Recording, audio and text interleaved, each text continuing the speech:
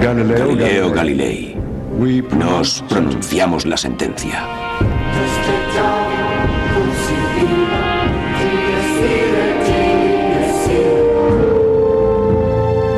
En el mundo cristiano hubo una época de discordia. Tuvo lugar entre la Reforma protestante y la Iglesia Católica Romana, que pedía sumisión total a su dogma, apoyada por la violenta actuación de la Inquisición.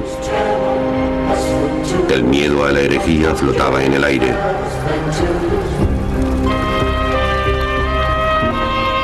Durante esa turbulenta época, Galileo Galilei se convirtió en el científico más célebre de Europa. Estaba muy seguro de sí mismo. También era un brillante escritor, era tremendamente inteligente. Si hay alguna persona de la que se pueda decir que ha creado la ciencia moderna, ese es Galileo. Sus primeros experimentos fueron esenciales para los físicos modernos y sus observaciones revelaron nuevas verdades sobre el universo. Galileo es un compendio muy diestro en mecánica y práctica, un gran filósofo, amante de la naturaleza y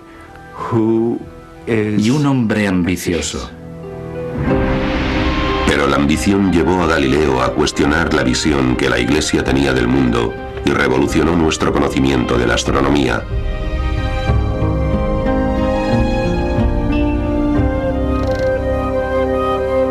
Irónicamente, Galileo era un ferviente católico y entregó a su hija Virginia a la Iglesia.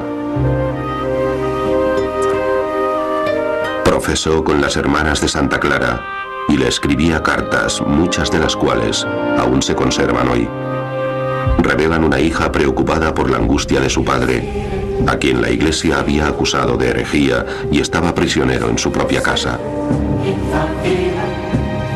Pero Galileo nunca perdió su pasión por investigar el mundo natural. Yo quería que la gente entendiera que la naturaleza les había dado ojos para ver sus obras y también cerebros para que fueran capaces de entenderlas.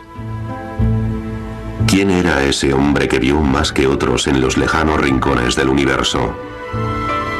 Que tuvo que sufrir por mostrarnos los recurrentes choques entre la religión y la ciencia.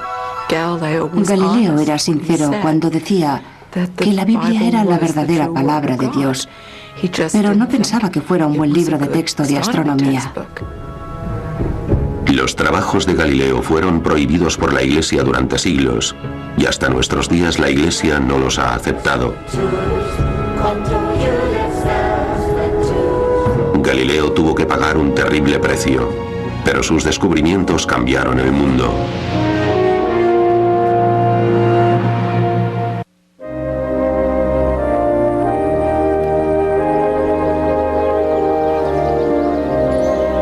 Galileo nació en un mundo en el que cada mañana se reafirmaba la creencia común de que el Sol se movía alrededor de la Tierra.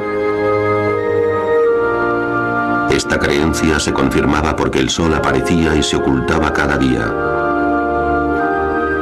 Era un concepto del universo originalmente presentado por el antiguo filósofo Aristóteles. En el centro estaba la Tierra estática, el hogar del hombre. El Sol era solo uno de los cuerpos celestes que giraban eternamente alrededor de ella. Disentir de este aceptado concepto podía ser peligroso. Una estatua del padre Giordano Bruno señala en Roma el lugar donde fue quemado vivo por sus creencias poco ortodoxas. El Vaticano consideraba que la astronomía debía ser considerada obra de Dios. Las universidades de la Iglesia tenían 7 temas básicos que debías aprobar antes de acceder a la filosofía y la teología. Uno de esos temas era la astronomía. Estudiar las estrellas era una forma de evadirse del mundo, entrar en un mundo que era más trascendente, un mundo que era bello, un mundo que era eterno.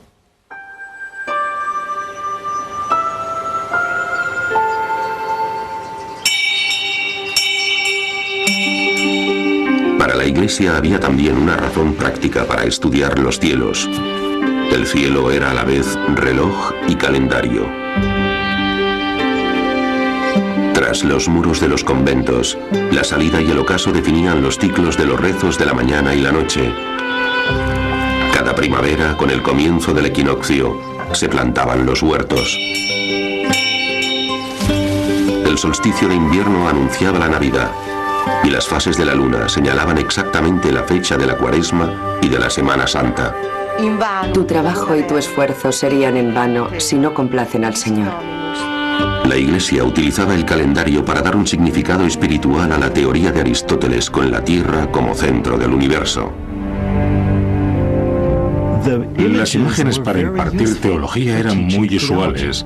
La Tierra no es solo el centro del universo, sino que está en el fondo del universo. Solo el infierno está más abajo. Y hay una cadena de creación que se alza hacia los cielos.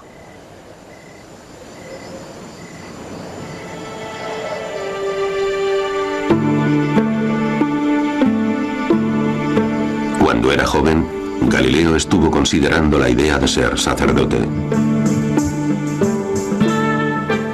Sin embargo, en 1581 ingresó en la Universidad de Pisa como estudiante de medicina. El programa educativo de Pisa había sido establecido por los jesuitas de Roma. Incluso los diagramas de los libros de texto de anatomía de Galileo tenían que ser aprobados por los jesuitas. Galileo dejó la medicina después de pocos meses y empezó a estudiar matemáticas. Entre los muchos escritos que dejó, hay un elocuente tributo al poder de las matemáticas para iluminar el mundo.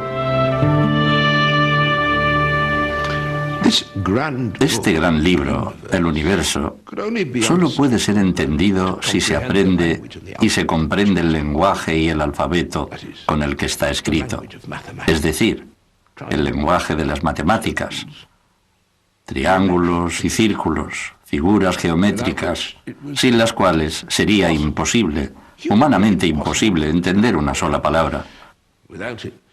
Sin ellas, deambularíamos por un oscuro laberinto.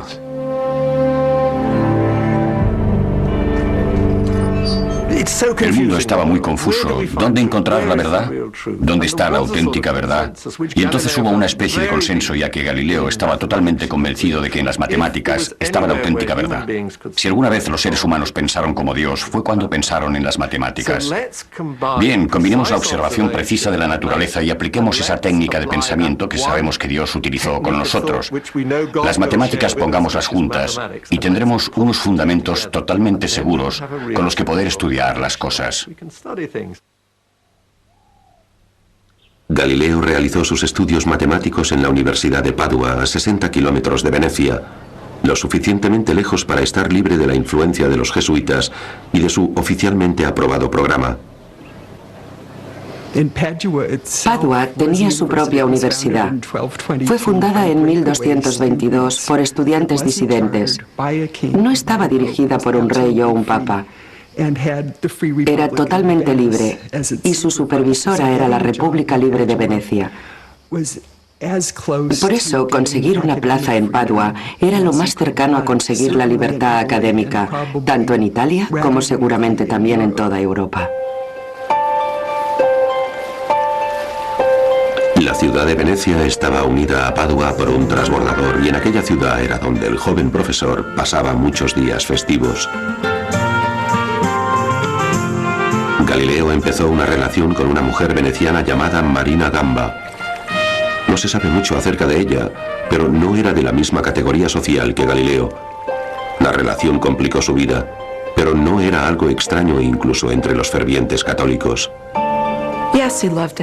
Sí, le gustaba divertirse, disfrutaba del vino, disfrutaba de muchas formas de placer. Pero eso no le convertía en un mal católico, especialmente en una época en la que incluso los papas tenían hijos ilegítimos. Galileo tuvo 3 hijos ilegítimos. La mayor, Virginia, nació en 1600. El registro de nacimientos de Padua dice que fue nacida de la fornicación, y como Galileo no se casó con su madre, nunca vivieron juntos. Creo que hubiera podido hacerlo si hubiese querido, pero su casa estaba llena de estudiantes y él trabajaba a horas intempestivas. Por eso no quiso tener en su casa a su mujer y sus hijos.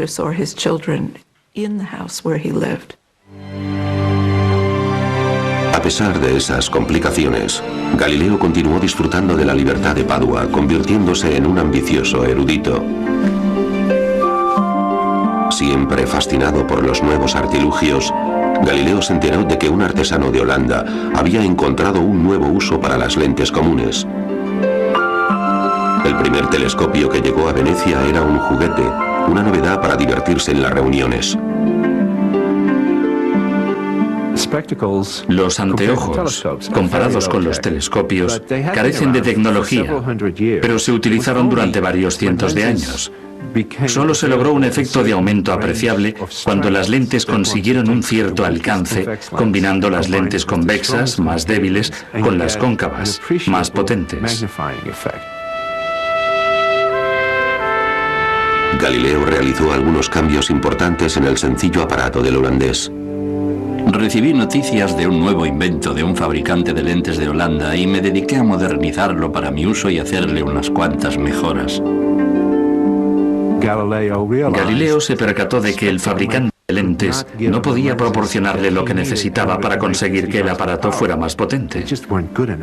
No eran lo suficientemente buenas y no eran potentes. Por eso, para mejorar el instrumento, aprendió por sí mismo a pulir lentes. Eso es extraordinariamente difícil, y lo era mucho más en el año 1610. Al principio, Galileo solo estaba interesado en la óptica del telescopio. Con sus propias lentes aumentó su poder de alcance. Pero sus lentes hacían algo más que aumentar. Combinando aquellas piezas de cristal, Galileo quería conseguir cambiar nuestro concepto del mundo.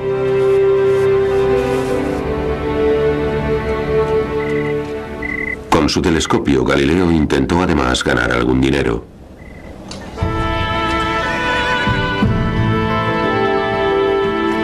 El arsenal naval de Venecia era el mayor de Europa. ¿Qué ocurriría si el arsenal avistara los barcos enemigos antes de que entraran en el puerto? ¿No sería una gran ventaja para la armada? Galileo instaló su nuevo aparato en la azotea de la Torre de San Marcos y realizó unas persuasivas demostraciones. Muchos caballeros y senadores subieron las escaleras de la altísima torre del campanario de Venecia para observar los navíos que se encontraban muy lejos y que para divisarlos a simple vista, sin mi catalejo, hubieran tenido que esperar 2 horas o incluso más.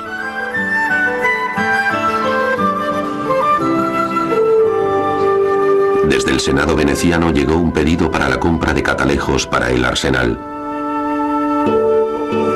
Galileo recibió un generoso salario de por vida por sus servicios a la República. Como científico y promotor, por el momento, su futuro era prometedor.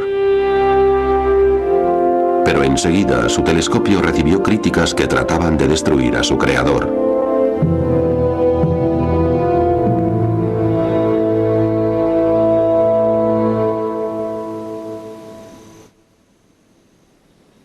La hija de Galileo tenía solo 9 años en una cierta noche de noviembre de 1609. Esa fue la noche en que Galileo apuntó hacia la luna con su nuevo telescopio, situado tras las colinas de Padua, y empezó a dibujar lo que observaba. Fue el principio de 8 semanas de noches de insomnio, que transcurrieron en este pequeño patio, transformado en el primer observatorio astronómico del mundo. A partir de mis observaciones, he elaborado mi teoría de que la superficie de la Luna no es suave ni uniforme, como un gran número de filósofos creen que deben ser otros cuerpos celestes, sino que es rugosa, irregular, llena de cavidades y prominencias, como lo es la superficie terrestre, y tiene cadenas montañosas y profundos valles. La luna que Galileo vio era como la Tierra y representó sus formas con toda clase de detalles. Si la superficie de un cuerpo celeste se parecía a la de la Tierra, quizás los cielos y la Tierra no eran tan distintos como todo el mundo pensaba. Galileo había observado que la Luna pasaba por una serie de fases y parece ser que hizo algunas adaptaciones a su instrumento y empezó a explorar los planetas. Júpiter era el que se encontraba en mejor posición para la observación. Se encontraba cerca de la Tierra en aquel preciso momento. Y cuando contemplaba Júpiter, vio 4 pequeñas estrellas muy brillantes, alineadas con Júpiter e invisibles a simple vista, y se interesó en ello. No tenía ni idea de que estuviesen ahí. Supongo que seguramente pensó que eran lo que entonces llamaban estrellas fijas. En otras palabras, lo que nosotros llamamos estrellas. Pero entonces, al ver esa interesante configuración, volvió a enfocarlas la noche siguiente. Y bien, sí, allí estaban todavía las 4 estrellas, pero su posición con relación a Júpiter había cambiado. Y así, al cabo de una semana, se dio cuenta de que lo que estaba viendo eran lunas de Júpiter. Igual que la Luna gira alrededor de la Tierra, esas lunas lo hacen alrededor de Júpiter, y hay 4. 4 planetas nunca vistos desde el principio del mundo hasta nuestros días. Esas pequeñas estrellas errantes hacen su viaje alrededor del planeta Júpiter a una increíble velocidad y con diferentes recorridos, como los hijos de una misma familia. En poco más de una semana, Galileo había descubierto los primeros nuevos cuerpos astronómicos desde los tiempos antiguos. Este hallazgo chocaba contra las creencias comunes de que los cielos giraban alrededor de una Tierra única. Por ese motivo se enfrentaría con el dogma de la Iglesia, pero por el momento, Galileo se sentía eufórico. Lo publicó porque sabía que podían adelantársele.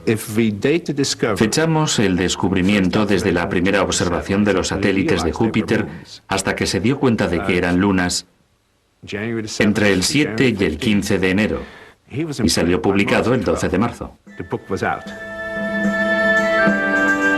Sidereus Nuncius, el mensajero de las estrellas, fue un entusiasta anuncio del telescopio astronómico. La primera edición se agotó en pocos días y la noticia del sorprendente telescopio de Galileo se extendió por toda Europa. Galileo se convirtió en el defensor de su nueva astronomía y de la observación científica. Pero a medida que su fama aumentaba, se volvía más arrogante.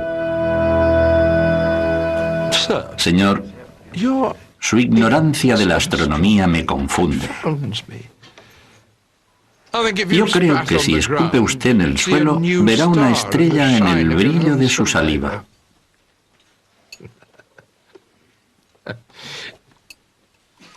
Y en cuanto a usted, señor mío, me sorprende su insistencia en intentar probarme algo mediante el testimonio de un experto que puedo negar perfectamente con un simple experimento. Testimonios, testimonios. Mire, el testimonio tiene utilidad, por supuesto, en las materias difíciles de probar. Quiero decir, como medio de juzgar. Por ejemplo, se llama a un testigo para establecer que Luigi ha apuñalado a Giovanni, pero no se llama a un testigo para determinar que Giovanni ha sido apuñalado porque él presenta una herida. ¿Lo ve usted? Porque puede comprobarse a simple vista. La modestia no era una virtud del joven profesor. Doy gracias a Dios que ha tenido a bien hacerle el primero en observar un hecho tan admirable que ha permanecido oculto a los siglos pasados.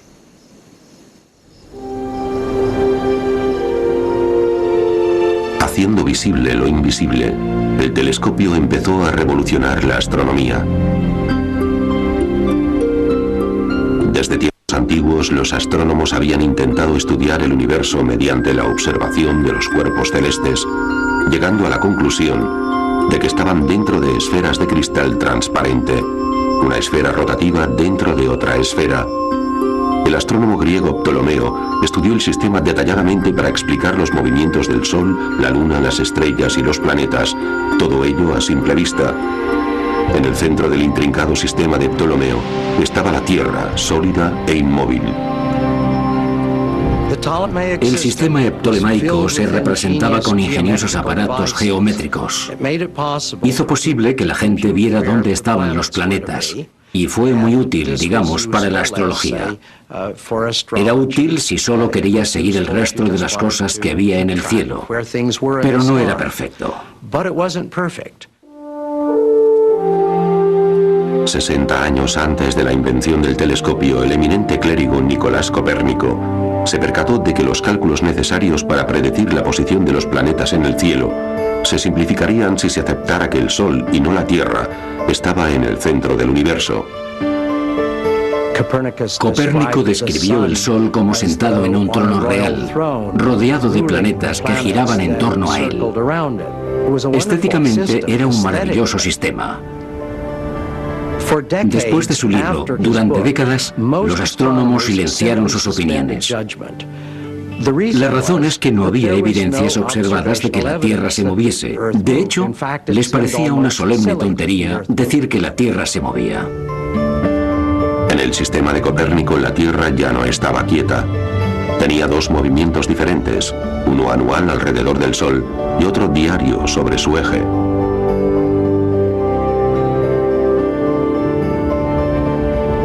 Copérnico se resistía incluso a publicar su sistema, porque imaginaba que sería objeto de muchas críticas.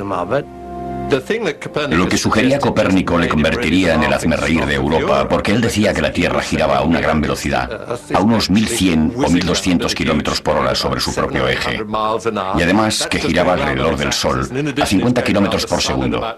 Creo que dirían, eso es totalmente ridículo, miren el suelo. Es completamente estático como se puede ver. Es evidente que la Tierra no se mueve. Nada puede ser más obvio que el hecho de que la Tierra no se mueve. Si se moviese, todo saldría despedido. Los tejados de las iglesias caerían, los pájaros no se mantendrían en vuelo, las nubes desaparecerían por el horizonte y otras afirmaciones parecidas. Galileo había leído a Copérnico y enseguida pensó que el sistema copernicano era correcto, pero incluso con su telescopio no vio evidencias que probaran que la Tierra se movía alrededor del Sol.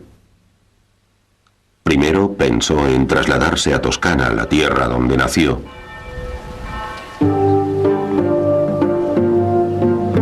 Florencia, la capital de Toscana, ejercía una gran atracción sobre las jóvenes nuevas estrellas.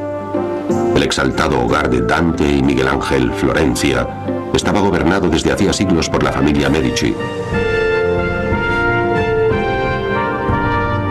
Fuente de gran riqueza y poder, la familia dominaba la banca y el comercio y tenía influencias en materias eclesiásticas.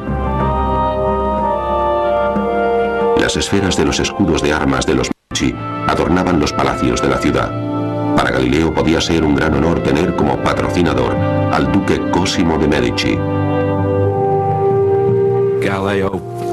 Galileo busca mejoras sociales, y él, que ha intentado durante mucho tiempo trabajar para los Medici, tiene ahora la oportunidad de hacerlo.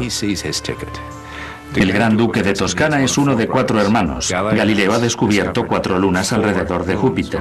Acertadamente, decide ponerles el nombre de sus posibles patrocinadores, los Medici. Galileo envía a Florencia una copia del Mensajero de las Estrellas, su mejor telescopio, y una súplica de su puño y letra.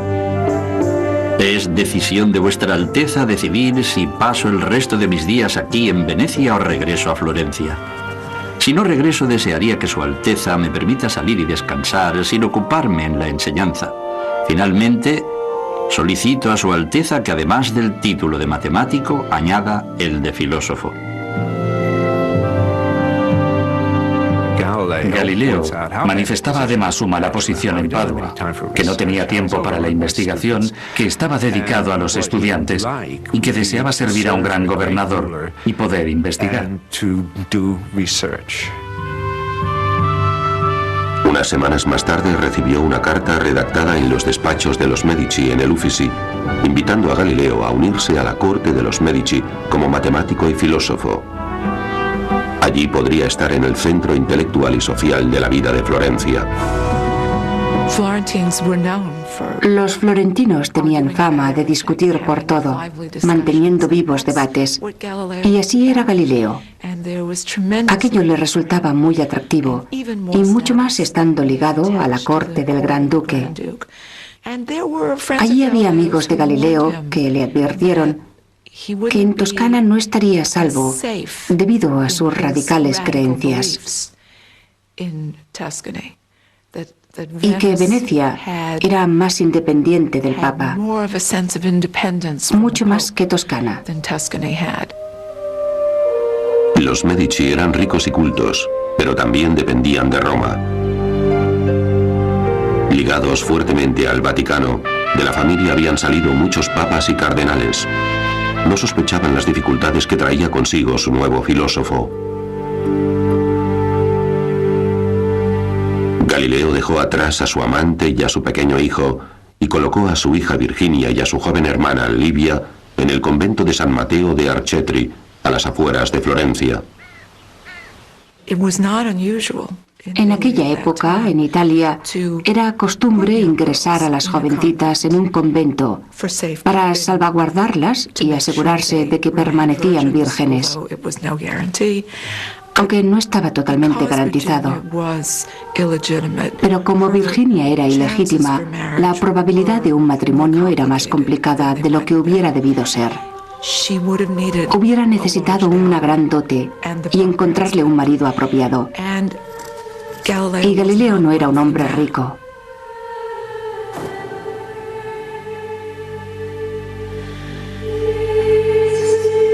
Se esperaba que las jóvenes monjas como Virginia se desligaran del mundo exterior. Incluso sus familias se mantenían a distancia. Para entender lo que sucedió con la relación padre-hija cuando Virginia tomó los votos, hay que imaginar un sentimiento de terrible pérdida, como de muerte en vida.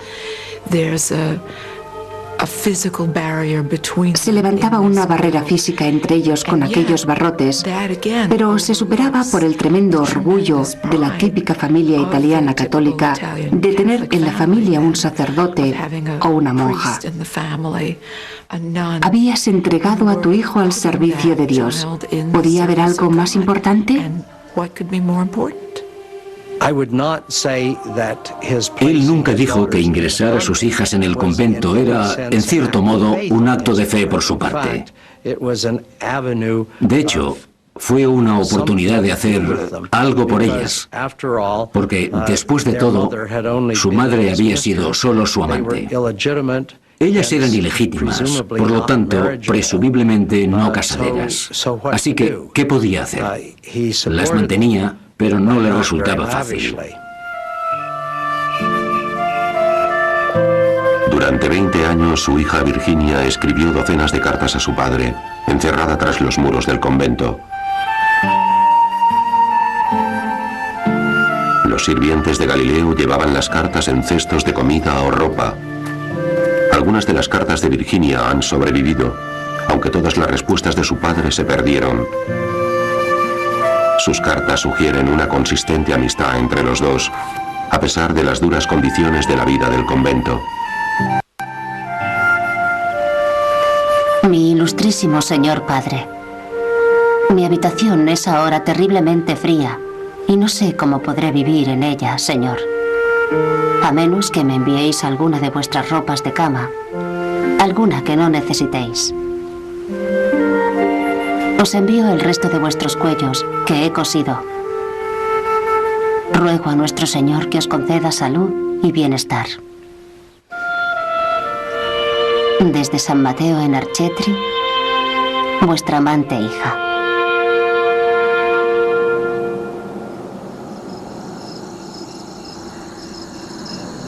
En contraste con la vida de su hija, la de Galileo era más confortable y segura, aunque corría ciertos riesgos, incluso en la docta atmósfera de Florencia. Galileo adoptó como cierta la teoría de Copérnico. El Sol, y no la Tierra, era el centro de nuestro sistema planetario. Los meses pasaban y él se esforzaba por encontrar una forma de probarlo. Para él, la demostración era indispensable para la ciencia. Para que algo fuera aceptado, debía ser demostrado.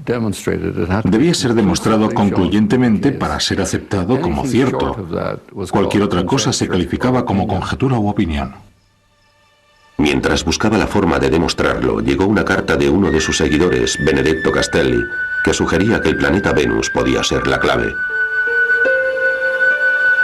Mi querido Galileo, si Copérnico está en lo cierto y Venus gira alrededor del Sol y no alrededor de la Tierra, está claro que debería ser visto de igual forma que las fases de la Luna, a veces creciente y otras menguante. Os ruego que me digáis si con vuestro maravilloso telescopio habéis observado algo así.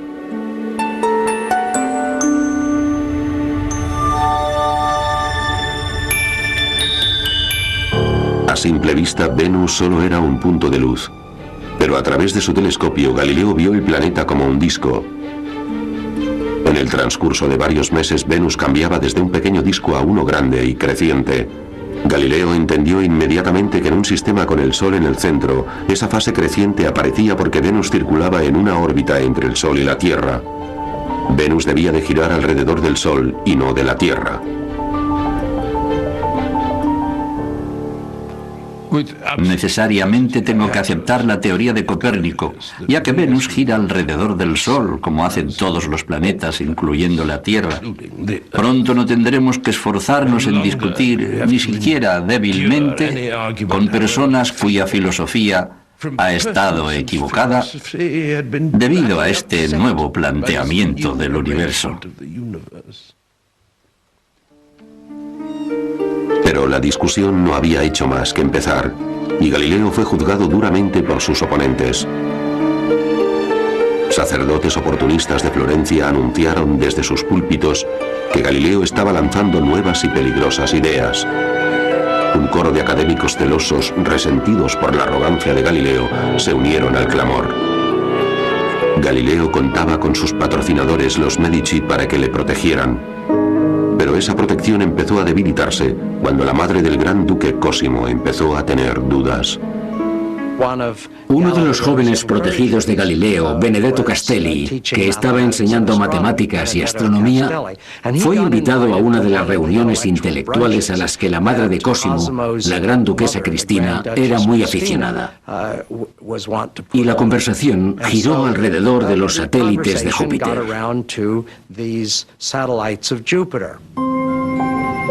Galileo había dado a las lunas de Júpiter los nombres de la familia Medici, pero la gran duquesa cuestionaba su autenticidad. ¿Son auténticas? Oh sí, dijo Castelli. Incluso los jesuitas romanos lo han confirmado. Y entonces siguió indagando. Dijo, ¿no es lo que dice Copérnico? ¿Y qué pasa con Josué en la batalla de Gibeón cuando ordenó al sol y no a la tierra que se detuviese? En el libro de Josué, el Señor detiene el movimiento del sol concediendo a los israelitas un poco más de luz diurna para derrotar a sus enemigos. Eso y media docena de otros pasajes bíblicos parecían sugerir que era el sol el que se movía, no la tierra. A la gran duquesa Cristina le preocupaba que su nuevo filósofo de la corte estuviera contradiciendo la Biblia. Galileo respondió a la señora Cristina con una carta que iba más allá de la astronomía. Sí, estoy de acuerdo con mi señora Cristina en que las Sagradas Escrituras nunca mienten. Las palabras que contiene son totalmente ciertas e inviolables, pero debo añadir que aunque las Sagradas Escrituras nunca hierran, sus intérpretes y exponentes son susceptibles de errar en muchas cosas, porque se basan siempre en el significado literal de las palabras. Galileo era sincero cuando decía que si la Biblia parecía decir algo diferente a lo que decía la ciencia, era porque la Biblia se interpretaba mal. Yo creo que los textos sagrados existen para enseñar a los hombres la verdad necesaria para su salvación. Pero no es necesario que el propio Dios, que nos ha dado el habla y los sentidos, el intelecto, nos diera también estas cosas, particularmente en el caso de la ciencia, de la que no se hace la menor mención en la Sagrada Biblia. Yo creo que si las Sagradas Escrituras hubieran querido enseñar astronomía a los hombres, ¿por qué no lo han hecho? La sincera carta de Galileo a la señora Cristina intentaba resolver las discrepancias entre la ciencia y la Biblia, pero acabó siendo interpretada como un ataque a la propia Biblia. Aquella carta empezó a circular y el prelado de la localidad se asombró al leerla. Se enviaron copias a Roma y dijeron a la gente de la Inquisición: deberían investigar a Galileo, tendrían que hacer algo. Ese hombre es un hereje. Seguramente Galileo sabía lo que podía ocurrirle a los herejes cuando los cardenales de la Inquisición se organizaban para purificar a la sociedad combatiendo la herejía. Su trabajo consistía mayormente en la prohibición de libros, pero la Inquisición también tenía poder para torturar y ejecutar. Las mazmorras de Roma habían visto el fin de muchos herejes, incluyendo al infortunado Giordano Bruno, sacerdote caído en desgracia que estudiaba ciencia secretamente.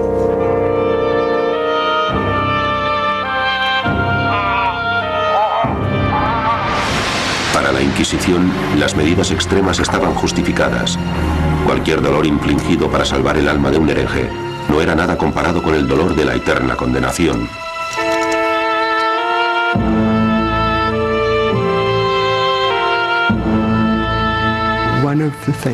Una de las cosas que querían mostrar los papistas a la Europa unida, sobre todo a los católicos, es que no se toleraba a los disidentes, que los disidentes serían perseguidos y castigados. Un hereje escocés fue quemado en la hoguera con una camisa embreada para que ardiera con llamas más brillantes.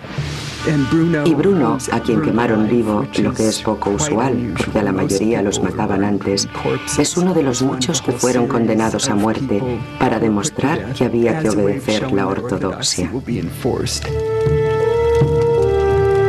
Giordano Bruno era un sacerdote al que se consideraba un charlatán de la nueva era, que negaba la divinidad de Cristo, pero como Galileo, describió una visión del universo en la que la Tierra giraba alrededor del Sol.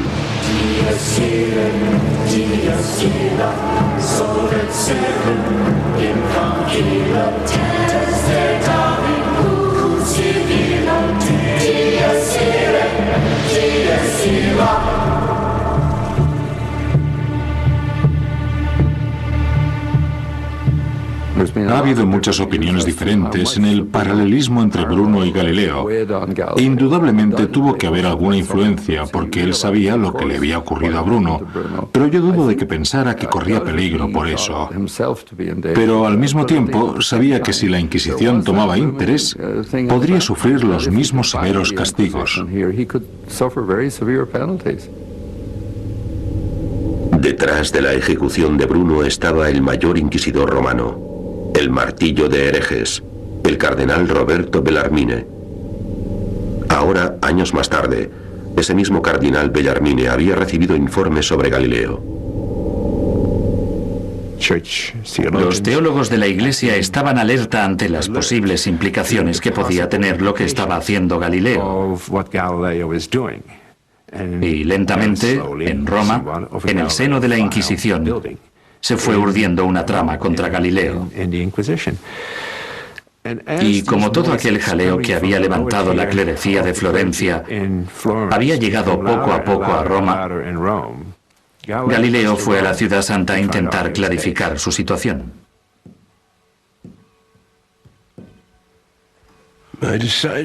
Decidí enfrentarme abiertamente, solo, ante el teatro del mundo, para dar testimonio de la soberbia verdad. Yo creía que los buenos filósofos, como las águilas, volaban solos no en bandadas, como los estorninos.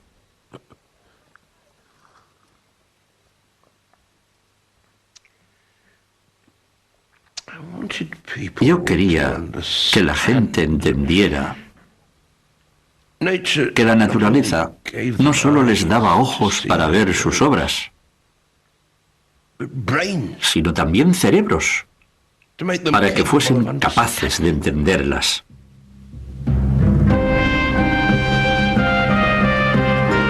Galileo viajó a Roma el invierno de 1616. Como miembro de la corte de los Medici, fue huésped del embajador toscano en la villa palaciega de los Medici. Situada en una colina que dominaba la ciudad desde su balcón, Galileo contemplaba las cúpulas del Vaticano, mientras planeaba su encuentro con el inquisidor, el cardenal Bellarmine. Galileo tendía a sobreestimar sus poderes de persuasión. Creía que si iba a Roma y hablaba con alguien de la jerarquía eclesiástica, podría persuadirles de que mantuviesen abierta la cuestión de si la tierra se movía o si la tierra estaba fija. Los teólogos escucharon cómo Galileo confiadamente defendía a Copérnico. Galileo estaba totalmente de acuerdo con la teoría de Copérnico. Y como la Iglesia era compacta como un monolito, fue a ver a obispos, cardenales y teólogos y discutió su caso, por supuesto, muy apasionadamente. Mientras, el embajador de los Medici en el Vaticano les escribía: «Señor, Galileo necesita tranquilizarse, callar y no ir por todos sitios discutiendo su caso». En su carta, el embajador decía estar preocupado porque la familia Medici pudiera verse desagradablemente implicada en la controversia. Galileo está apasionadamente involucrado en su lucha, que puede ocasionarle graves problemas, arrastrando a quien apoye sus opiniones. Este asunto no es un juego, y está aquí bajo nuestra protección. Él creía que podía convencer a los teólogos más abiertos de Roma de los méritos de la doctrina copernicana. También pensaba que podía convencerles de que, en primer lugar, la astronomía no era materia de teólogos, y además que, a pesar de que conocía el poder de la Inquisición y el peligro que suponía enfrentarse a ella, él conocía sus propios poderes de persuasión, mediante los cuales podía llevarles a aceptar sus opiniones. Pero en cuanto empezó a hablar del sistema copernicano, se encendieron las alarmas y los conservadores, miembros de la Iglesia Católica, decidieron que había que hacer algo. Galileo aceptó de buen grado la oportunidad de presentar su caso al cardenal Bellarmine. Había oído decir que Bellarmine estaba interesado en la astronomía y le fascinaba el telescopio. El propio Bellarmine, que empezaba a interesarse por la ciencia y progresaba en ella, se percató de que había ciertos aspectos de los descubrimientos científicos que chocaban con la ortodoxia y de que la ciencia podía interferir con la teología. Y en ese momento decidió abandonar sus propias investigaciones científicas. Hizo su elección y optó por la piedad en vez de por la curiosidad por la ciencia, que nunca creyó que diera soluciones satisfactorias. Eso puede explicar la virulencia de su persecución contra lo que él percibía como herejías científicas.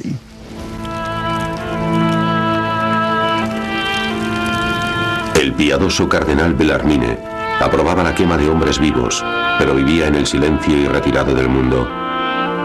Incluso las familias gobernantes de Italia consideraban al cardenal demasiado espiritual. Para Galileo, aunque contaba con la influencia de sus patrocinadores, la piedad incorruptible del cardenal no fue una buena noticia. Pero Galileo nunca tuvo la oportunidad de convencer a Bellarmine. 3 días antes de su planeado encuentro con el cardenal, el Santo Oficio de la Inquisición se reunió en el Colegio Romano para estudiar las teorías de Copérnico. Los teólogos analizaron la cuestión y dieron su opinión profesional sobre la materia.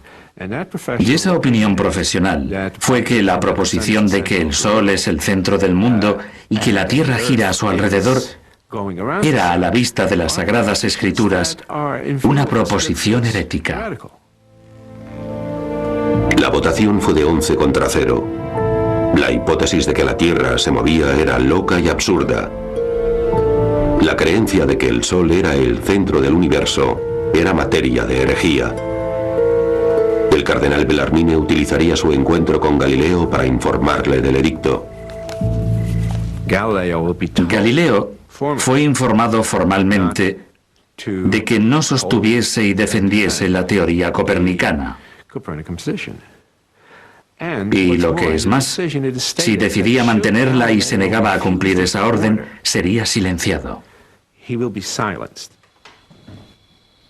Galileo es obligado a dar la espalda a Copérnico, cuyos trabajos son incluidos en el índice de libros prohibidos.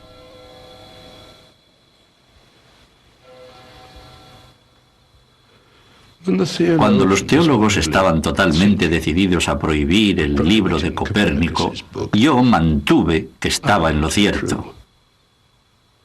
Entonces aquellos doctos caballeros prohibieron su obra, declarando sus opiniones falsas y contrarias a las Escrituras.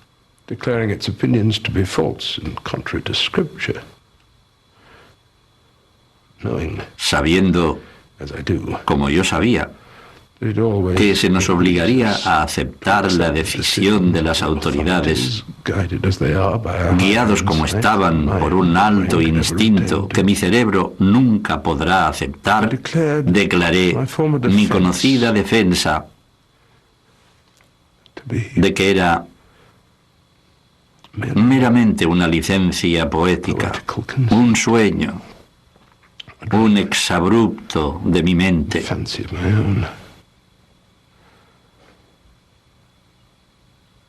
Una quimera.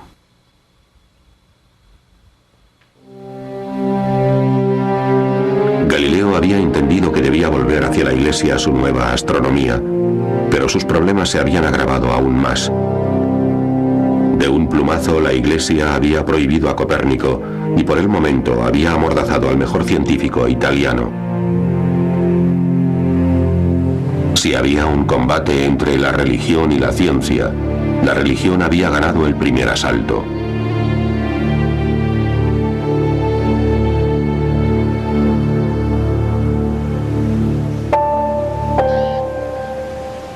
Pocos meses después de su encontronazo con la Iglesia, la hija mayor de Galileo abrazó uno de los más antiguos rituales.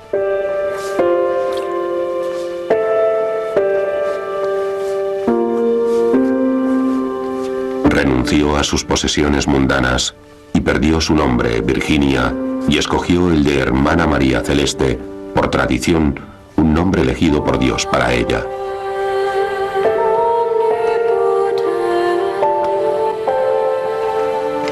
Vuoi consacrarti solennemente come sposa al nostro Signore Gesù Cristo? Sì, lo voglio. Yo creo que ella escogió su nombre por su padre, María Celeste, porque estaba muy interesado en las estrellas. Por supuesto, debía ser un nombre apropiado para una monja, que debía ser elegido en un contexto absolutamente religioso y consentido. Pero a la vez tenía una doble intención, ya que ella era muy inteligente, y yo creo que ella lo planeó así. Questa tua serva, sorella nostra. Io, Suor Maria Celeste, a lode e gloria di Dio, mi affido con tutto il cuore a questa famiglia religiosa. In nomine Padre et Filii et Spiriti Sancti. Amen.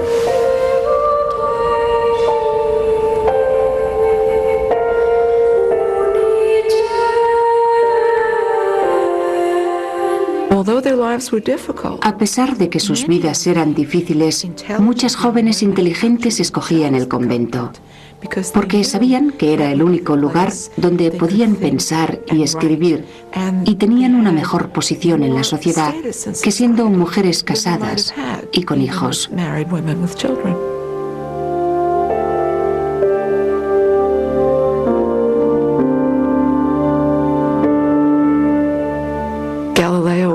Galileo era un buen católico y por eso no tenía interés en luchar contra la Iglesia. Lo que él quería desde que empezó a apoyar públicamente a Copérnico era intentar que la Iglesia entendiera la teoría, pero la teoría no interesaba en absoluto a la Iglesia. Si la Iglesia tomaba una postura defensiva sobre algo que parecía tener bastantes oportunidades de ser cierto, podía verse en una situación embarazosa. Galileo expresó su frustración escribiendo cartas a sus amigos y patrocinadores. Prohibir a Copérnico, cuyas doctrinas se ven diariamente reforzadas por nuevas observaciones, es, a mi juicio, una negación flagrante de la verdad, ocultándola y suprimiéndola cuando se revela claramente por sus estudios. Incluso aunque sus teorías se apoyan en misterios demasiado sublimes y conceptos tan profundos que cientos y cientos de las mentes más sesudas no han conseguido comprenderlas. El cardenal Bellarmine le había cerrado las puertas a Copérnico, pero su filosofía había dejado un pequeño resquicio que aumentó la curiosidad de Galileo. El cardenal Bellarmine había expuesto que la Iglesia podía cambiar de opinión, pero solo si se presentaba una prueba fehaciente de que la Tierra giraba alrededor del Sol. La Iglesia no aceptó la afirmación de Galileo que decía que las fases de Venus probaban que el Sol es el centro del universo. Entonces se dedicó a buscar una prueba física de que la Tierra se movía. Desde su época de niño en Venecia, donde el nivel de las aguas subía o bajaba varios metros en un día, Galileo había desarrollado un gran interés por las mareas. Haciendo que las aguas fueran hacia adelante y hacia atrás en un contenedor en movimiento, Galileo razonó que la Tierra, como una gigantesca vasija que giraba sobre su eje, podía causar la subida y la bajada 2 veces al día. Creía que los movimientos de una masa de agua como el Mediterráneo podían ser la prueba de que la Tierra se movía. Comprender que el agua contenida en la cuenca mediterránea se comportara como lo hacía sobrepasaba mi imaginación y quizás la de cualquiera que no ahondara más profundamente en esas reflexiones. Como dijo Aristóteles, después de observar las mareas durante mucho tiempo desde los acantilados, sumergiéndose en el mar, en un ataque de desesperación, destruyéndose a sí mismo deliberadamente por tal misterio. En aquellos momentos estaba muy confiado. De hecho, en 1616 ya había redactado un tratado sobre las mareas que había entregado a algunos cardenales, en los que decía que eran la prueba física real de que la Tierra se mueve. Él pensaba entusiasmada y apasionadamente que allí estaba la prueba para demostrar los movimientos de la Tierra, los movimientos de las mareas. Ahora sabemos que eso es incorrecto, pero él pensaba que era así. Aquella vez, la intuición le había fallado a Galileo. Aunque la conexión entre las mareas y las fases de la Luna han sido observadas durante siglos, Galileo rechazó la idea. Para él, la idea de que la Luna podía influenciar en sucesos terrestres era cosa de la astrología o del ocultismo. La búsqueda de la prueba de la rotación de la Tierra se prolongó durante 200 años.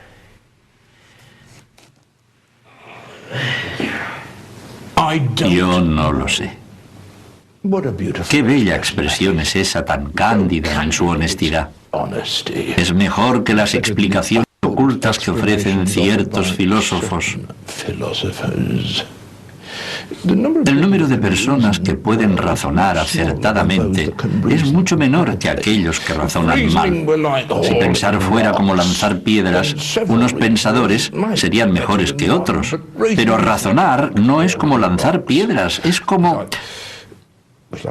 una carrera donde un solo bárbaro galopando adelantara fácilmente a un carruaje tirado por 100 caballos.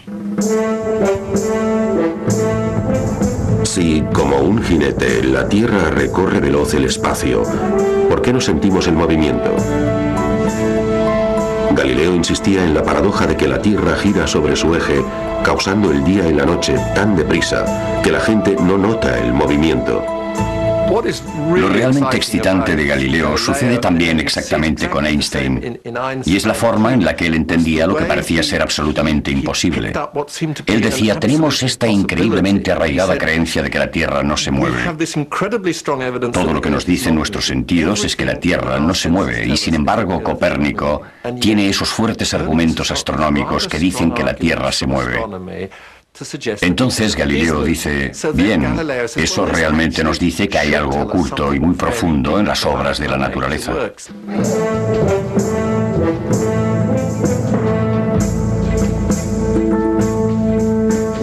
Montó unos intrincados mecanismos para experimentar. Utilizaba un caballo para representar el movimiento de la Tierra. Su jinete tiraba una pelota mientras estaba quieto. La pelota, por supuesto, caía al suelo al lado del caballo.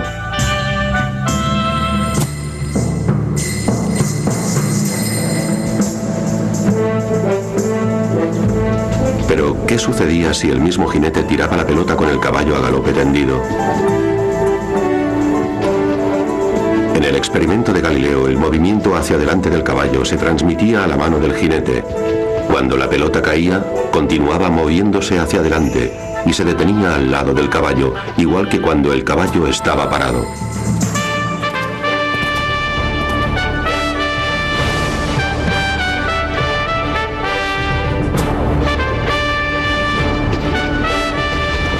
Para Galileo, cuando el caballo y la pelota llevaban la misma velocidad, es como si el movimiento no existiese.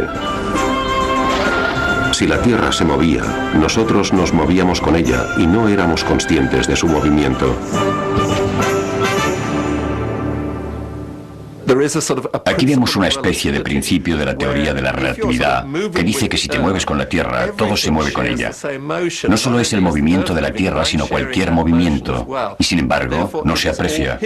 Fue probablemente el primer gran experimento en física. De hecho, él tenía mucha confianza en el resultado, e incluso ni siquiera se molestó en mostrar su experimento para demostrar que tenía razón. A pesar de sus problemas con la Iglesia, Galileo continuaba siendo apoyado por los Medici. Se mudó más cerca de su hija, a una villa en las colinas de las afueras de Florencia. Florencia está rodeada de suaves colinas, y Arcetri, como las demás, era un lugar donde las familias acaudaladas de Florencia tenían sus villas. También había muchas granjas y conventos. Era relativamente difícil vivir en la ciudad. Y como la hija de Galileo estaba en un convento de la zona, le buscó a su padre una granja cerca de ella, que tenía campos de cultivo y producía aceite de oliva. Su hija le dijo que también podía producir vino, pero que no debía beber demasiado. María Celeste es extraordinaria en todos los sentidos. Ella vive en clausura, está alejada del mundo y sin embargo está enterada de todo. Del estado del mercado, de la alimentación, de los pequeños asuntos, de la lavandería. Nunca perdió el buen sentido de ser una obediente hija italiana. A causa de su edad, Galileo se quejaba de varios achaques. A mí el aire de Florencia me parece muy frío, helado. Fatal para mi cabeza y el resto de mi cuerpo. Estreñimiento, pérdidas de sangre, resfriados. Desde hace 3 meses estoy realmente desesperado.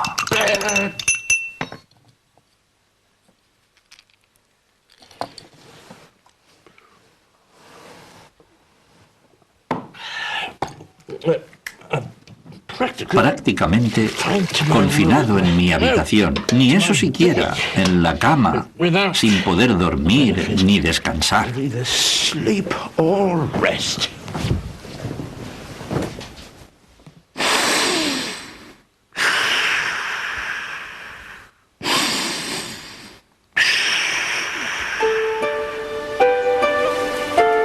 De alguna forma, las necesidades de Galileo, sus enfermedades, sus intereses, eran conocidos por su hija tras los muros del convento.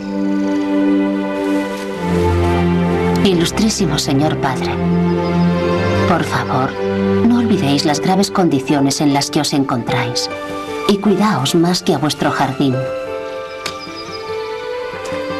En esta época de Cuaresma, solo os pido un sacrificio. Hacedlo por mí. Por una vez, privaos del placer de vuestro huerto. Los sacrificios y el agotamiento eran condiciones que la hermana María Celeste conocía muy bien. El convento en el que Virginia se convirtió en María Celeste era un convento especialmente pobre. Siendo un convento de las pobres clarisas, tenía, por supuesto, voto de pobreza. Era su estilo de vida, la forma de vida que habían elegido. Solo esperaban tener algo para comer, pasar frío en invierno y sufrir penalidades continuamente y durante todo el día.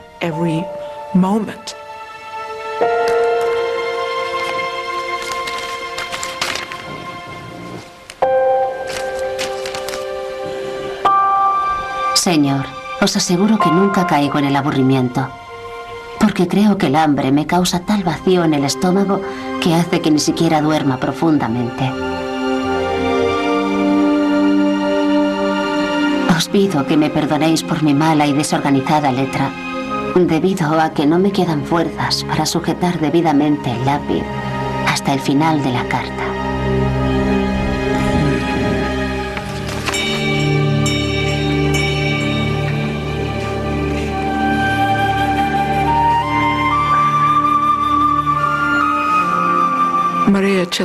María Celeste tenía una brillante personalidad. Estaba en un lugar sombrío. Incluso una monja había intentado suicidarse en aquel convento. Pero María Celeste siempre conseguía la forma de ver un alto propósito, lo mejor, y nunca decaía. Tal sumisión a los caminos de la fe no era el sendero que hubiera seguido Galileo. Él nunca estimuló a su hija en la obediencia a la Iglesia, ni incluso bajo la mirada vigilante de la Inquisición.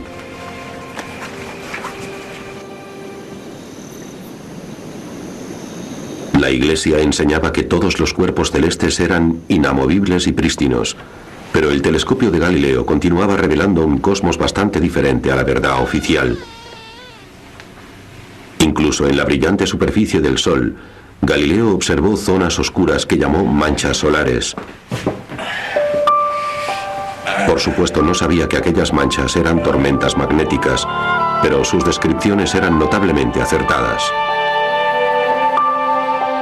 Las manchas solares se generan y desaparecen durante largos y cortos periodos. Algunas se condensan y otras se expanden día a día. Cambian de forma y algunas son irregulares.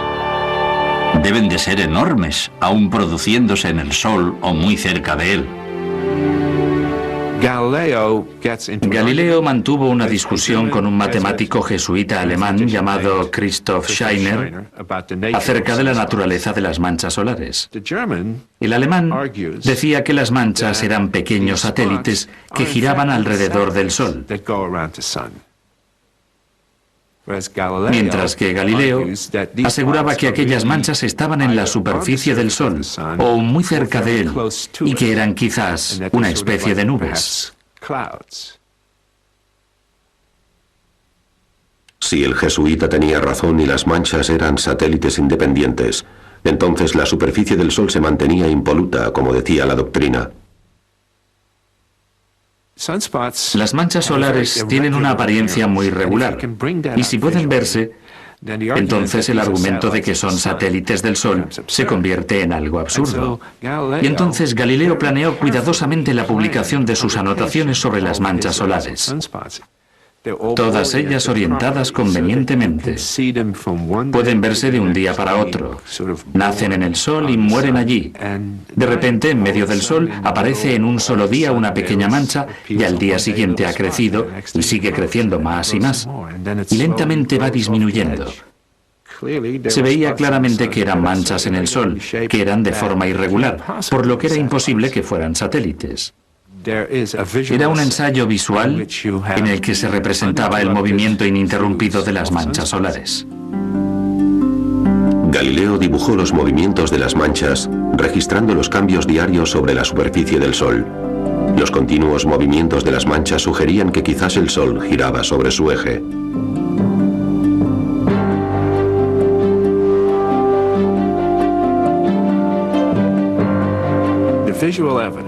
La evidencia visual fue aceptada tanto por los copernicanos como por la gente que seguía creyendo que la Tierra era el centro del universo. Pero en la interpretación de aquello, de la evidencia, se ve cada vez más claramente que aquellos astrónomos conservadores insistían en ello, porque si aseguraban que eran satélites del Sol, podían seguir diciendo que el Sol era impoluto. Galileo sabía que sus adversarios estaban equivocados. No importaba que el jesuita matemático deseara que el Sol fuera perfecto. Galileo había demostrado que las manchas en la superficie del Sol eran reales.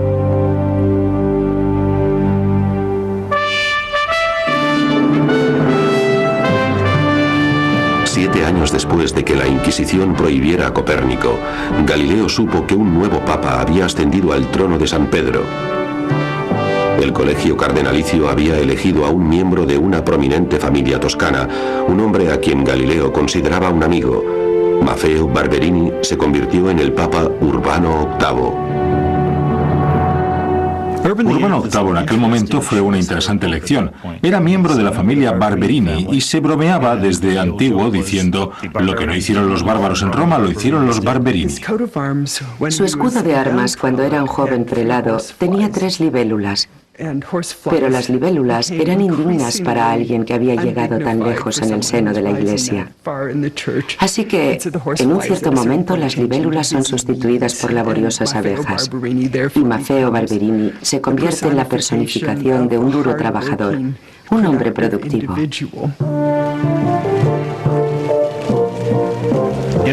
Todo lo que ves son signos del bello renacimiento de Roma, que se había comenzado, continuado e inspirado por lo que Urbano VIII había hecho.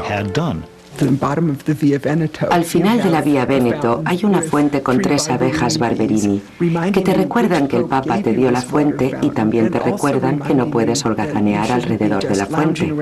Debes hacer como las abejas, producir miel. El nuevo papa era un gran admirador de Galileo. Había escrito poemas a Galileo. Y de repente parece que la situación iba a cambiar respecto a la de 1616. Cuando la noticia del nombramiento del nuevo papa llegó al convento, María Celeste esperaba que terminara el silenciamiento hacia su padre por parte de la Iglesia. Galileo le hizo llegar secretamente una carta de su viejo amigo, el Papa.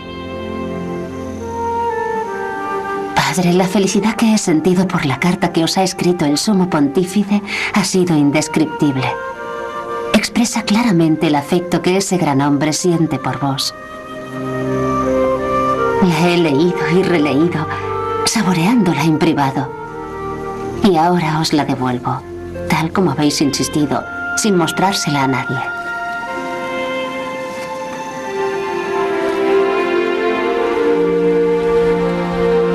Galileo emprendió el difícil viaje a Roma de 2 semanas de duración especialmente para encontrarse con el Papa Urbano VIII. Los 2 viejos amigos mantuvieron varias conversaciones mientras recorrían los senderos del Vaticano. El Papa y Galileo paseaban por los jardines del Vaticano hablando de muchas cosas. Y por supuesto, uno de los temas de los que hablaron era la conveniencia de que Galileo publicara o no la teoría copernicana. El Papa le dijo que mientras se limitase a hablar de aquella teoría como una hipótesis, no tendría ningún problema. Mientras la idea de Copérnico de que la Tierra se movía alrededor del Sol se presentase como una hipótesis, aunque la teoría se enfrentase a otras, Urbano VIII permitiría que se debatiese. Galileo salió de aquellas reuniones con el sentimiento de que era el momento de escribir su gran libro de cosmología que proyectaba desde 1610.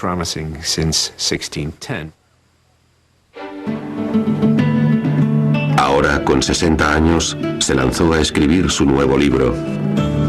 El Papa le había dado permiso a Galileo para embarcarse en lo que esperaba que sería su obra más importante. Escribiendo en italiano y no en latín, representando sus más persuasivas evidencias en un claro y popular estilo, Galileo pretendía entretener y ganarse a cualquiera que leyera la visión copernicana del mundo.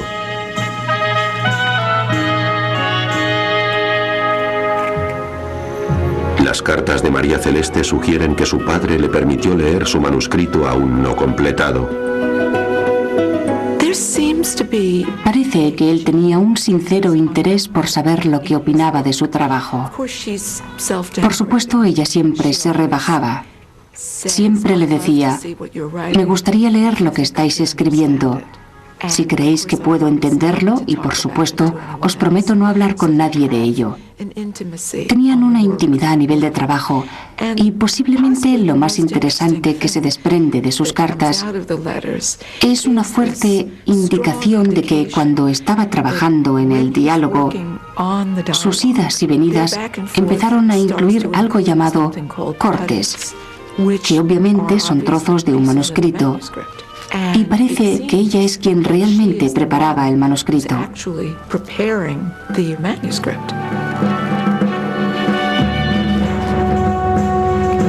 Meses de escritura y trabajo solo interrumpidos por problemas de salud. Finalmente, después de 5 años, se ve llegar el final.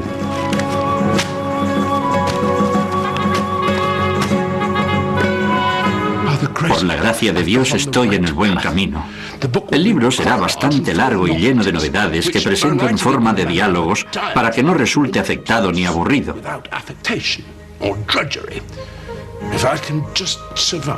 Si puedo sobrevivir a este invierno, lo terminaré y lo publicaré inmediatamente.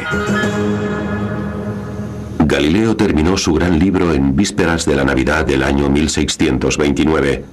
Se llamó Diálogos sobre los dos máximos sistemas del mundo. Es una obra maestra de la retórica. Galileo explica su nueva visión del mundo. Es un debate sobre los sistemas mundiales.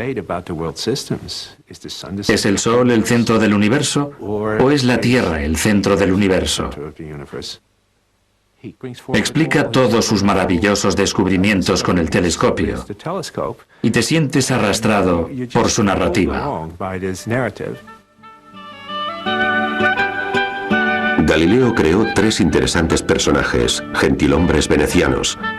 El primer personaje, el anfitrión, modera un debate entre 2 de sus habladores huéspedes. Uno de los visitantes representa claramente a Copérnico y el otro a Galileo. Pero el otro huésped, Simplicio el Simple, es un cómico contraste, hablando sin conocimiento de las doctrinas de la Iglesia, de ciencia y de filosofía. Galileo obtuvo permiso de un amable censor para publicar su libro en Florencia.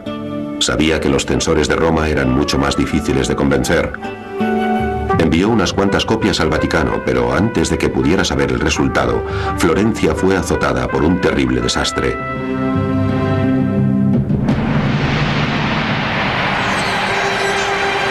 En 1630, la peste bubónica asoló toda Toscana.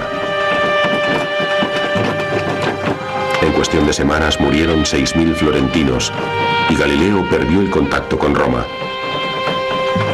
Cada noche, cuando las puertas de la ciudad se cerraban, las carretas recogían los cadáveres. Los médicos deambulaban por las calles con mascarillas rellenas de paja para protegerse del contagio.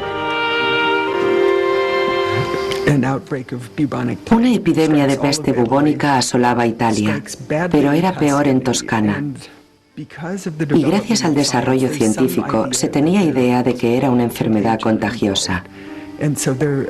El gran duque de Toscana, cuyo sistema de gobierno estaba centralizado, intentó establecer la cuarentena, que ahora nos parece inhumana, porque encerraban a la gente en sus casas. Cerrad esta casa y que no salga nadie. Los gobernantes de Toscana no podían decidir si decretar una cuarentena o si confiar en el poder de la plegaria. Para no equivocarse, eligieron ambas.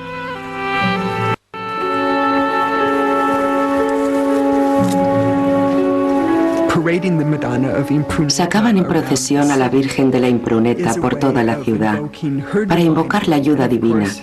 Y por supuesto, las procesiones religiosas servían también para contrarrestar los beneficiosos efectos de la cuarentena. Esperaban que la fe consiguiera vencer las leyes naturales. El maestro de salud pública solicitó la ayuda del convento de María Celeste. Rezar por el alivio del mundo tenía gran importancia.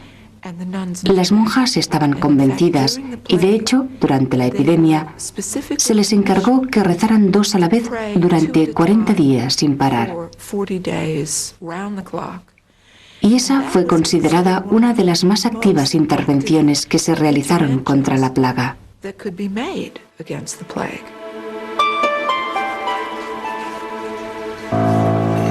María Celeste estaba muy preocupada por su anciano padre. Como era la boticaria del convento, preparó una medicina para él, esperando que le protegiese de la infección. Poned vuestra fe en este remedio, Señor. Está mezclado con miel. Tomad cada mañana una dosis del tamaño de una nuez, seguido de un sorbo de vino griego. El maestro de salud pública asegura que es una maravillosa defensa. Por favor, tomadlo como precaución para protegeros del contagio.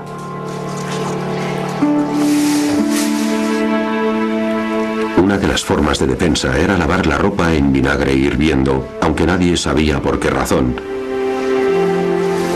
La clausura de las hermanas era beneficiosa y la infección no las afectó.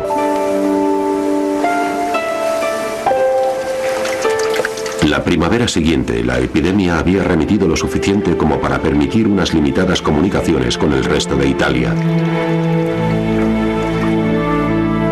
Durante meses, Galileo no había tenido noticias de los censores romanos. ¿Se había perdido su manuscrito durante la cuarentena? ¿Habían robado su obra? El censor florentino había aceptado el libro, pero Galileo necesitaba la aprobación de Roma. El editor me ha dicho que más de una vez se le han llenado los ojos de lágrimas cuando lo estaba leyendo y que espera que se me conceda el permiso para la publicación del libro. Sin embargo, está olvidado en un rincón y mi vida se apaga lentamente.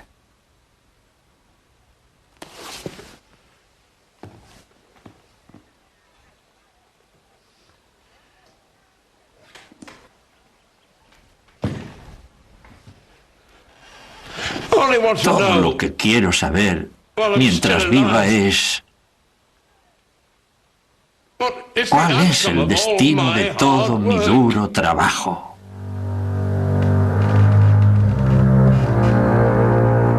Mientras Galileo esperaba, las copias de su diálogo fueron pasando por las manos de los poderosos eclesiásticos romanos, pero curiosamente, el gran admirador de Galileo, el Papa, no las había leído. Sin embargo, Urbano VIII oyó rumores de que Galileo había puesto sus palabras en boca de un chiflado. Rumores de que Galileo no había escrito un discurso científico, sino una sátira literaria. Lo que había hecho Galileo era escribir una gran obra. La había escrito como si se tratase de un diálogo, y era tanto una obra científica como literaria, y esperaba que los eruditos, cosmopolitas y progresistas padres de la Iglesia la apreciasen, olvidando quizás que en el fondo de esa hermosa y retórica producción, ellos verían un grave insulto. Determinaron que había puesto las palabras del Papa en boca de alguien simple, que si Dios hubiera querido hacer el universo de otra forma, de cualquier otra forma, si hubiera querido hacerlo aparecer de forma diferente, lo hubiera hecho. Y además, ninguno de esos argumentos acerca de si el Sol es el centro o si lo es la Tierra pueden ser definitivos. Unos años antes, cuando había estado recorriendo los jardines del Vaticano con Galileo, el Papa había argumentado lo mismo, diciendo que la obra de Dios está más allá de la comprensión humana. Los consejeros de Urbano le persuadieron que él era el personaje de Simplicio y que Galileo le había hecho aparecer como un loco.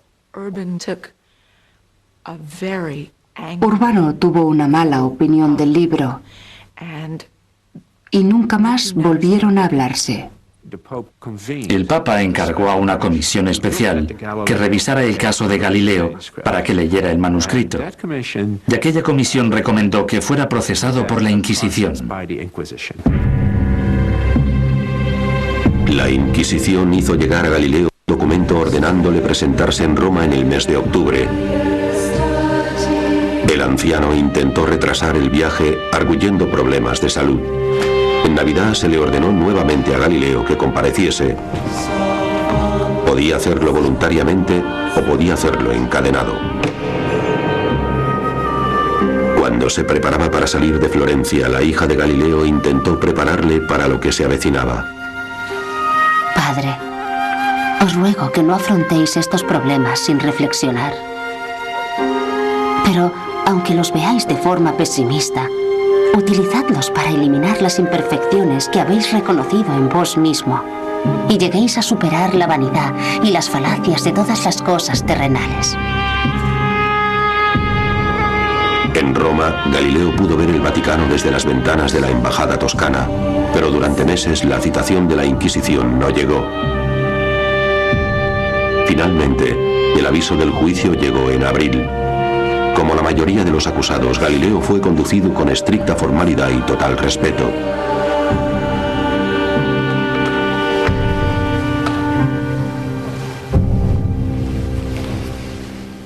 Galileo, hijo del finado Vincenzo Galilei, florentino, de 70 años de edad. ¿Juráis decir la verdad? Galileo Galilei, ¿por qué medios y cuánto habéis tardado en llegar a Roma? ¿Cómo? Vine a Roma el primer domingo de Cuaresma en una litera. Decidnos si sabéis o intuís la razón por la que se os ha ordenado venir. Imagino que se me ha ordenado presentarme ante el Santo Oficio para dar cuentas de mi libro recientemente publicado. Decidnos, si se os muestra el libro, ¿reconoceríais que es vuestro? Yo espero que sí. Si me lo muestran, creo que sí. Creo que lo reconocería. Se le ha mostrado un libro impreso en Florencia en el año 1632 con el título Diálogos por Galileo Galilei, etc. Y cuando lo ha visto e inspeccionado ha dicho: conozco perfectamente este libro y reconozco que es mío. Y reconozco que todo su contenido ha sido escrito por mí.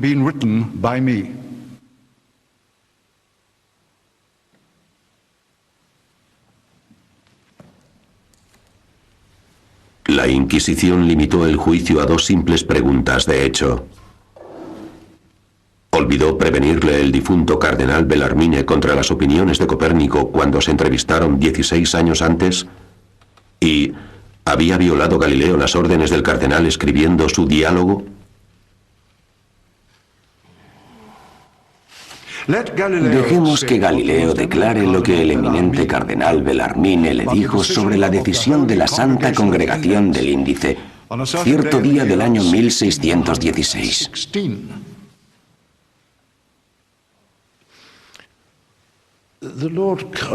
El señor cardenal Bellarmine me informó de que la teoría de la estabilidad del Sol y el movimiento de la Tierra era considerada repugnante por las Sagradas Escrituras.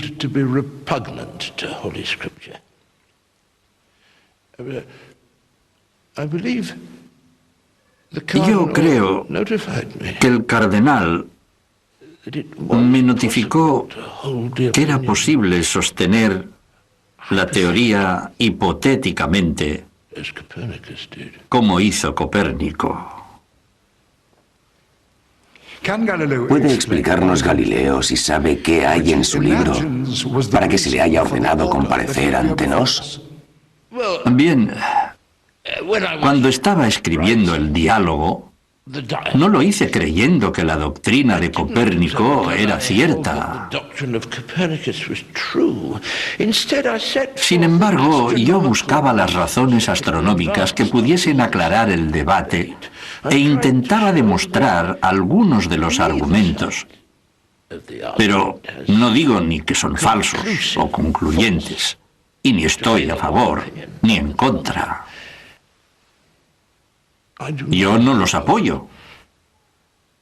Desde la determinación del cardenal Bellarmine, dejé de apoyar esa teoría condenada.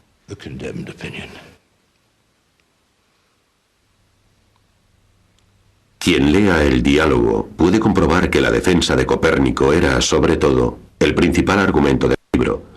El personaje de Simplicio, imitando las palabras de Urbano VIII, era realmente más satírico que científico. Galileo se forzó a una posición de falsa humildad, aunque la humildad nunca fue una de sus virtudes.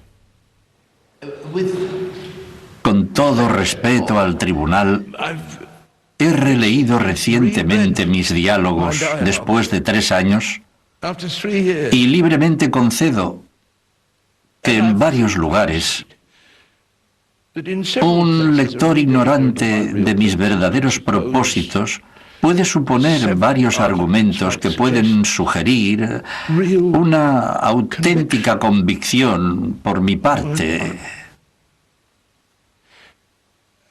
Mi error, lo confieso, fue por ambición, por la natural inclinación de muchos hombres a analizar las cosas que no hacen otros, a mostrarse a ellos mismos más diestros que otros hombres y exponer argumentos a favor de proposiciones, incluso siendo falsas propuestas.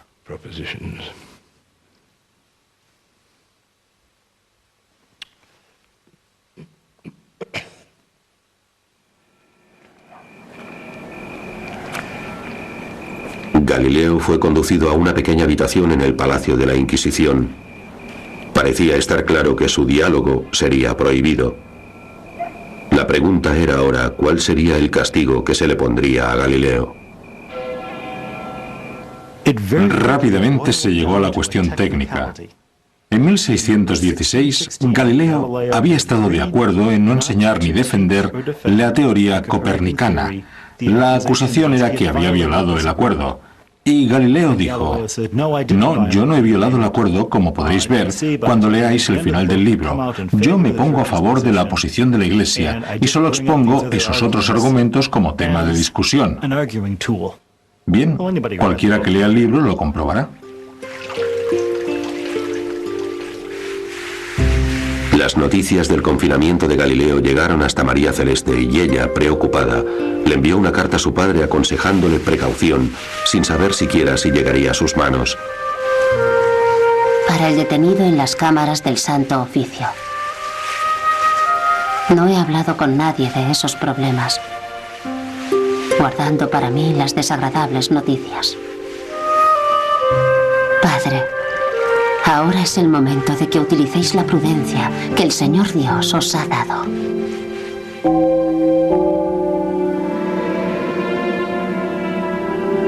El camino que siguió Galileo hasta la sala donde oiría su sentencia cruzaba el claustro de Santa María sopra Minerva. Las paredes y el techo mostraban herejes cuyo destino podía ser el suyo.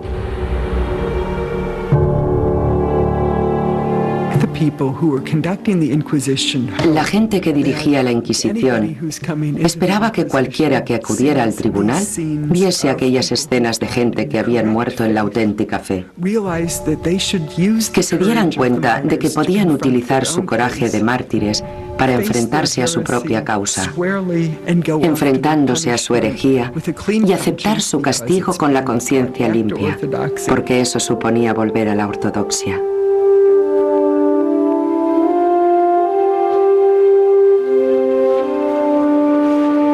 La mañana de su sentencia, Galileo se presentó nuevamente ante la Inquisición, esta vez vistiendo las ropas blancas de los penitentes.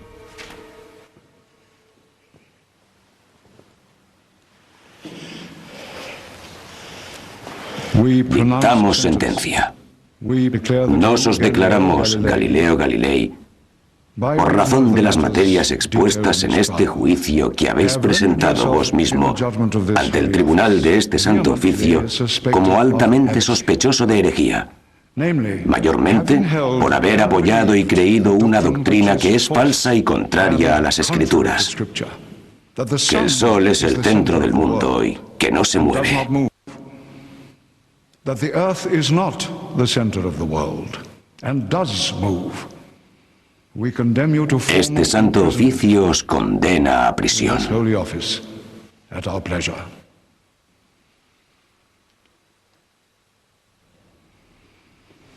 Se le ofreció una oportunidad. A Galileo se le ofreció la oportunidad de renunciar a sus errores. Mejor que pasar el resto de su vida en una mazmorra, que hubiera significado la muerte del anciano. Yo, Galileo, hijo de Vincenzo Galilei, de Florencia, de 70 años de edad, me arrodillo ante vos y prometo que siempre he creído, creo ahora y creeré siempre, con la ayuda de Dios, todo lo que ha sido enseñado, sostenido y predicado por la Santa Iglesia Católica. Abjuro, con fe sincera y de todo corazón, reniego y detesto todos mis errores y herejías. Que Dios me ayude. Amén.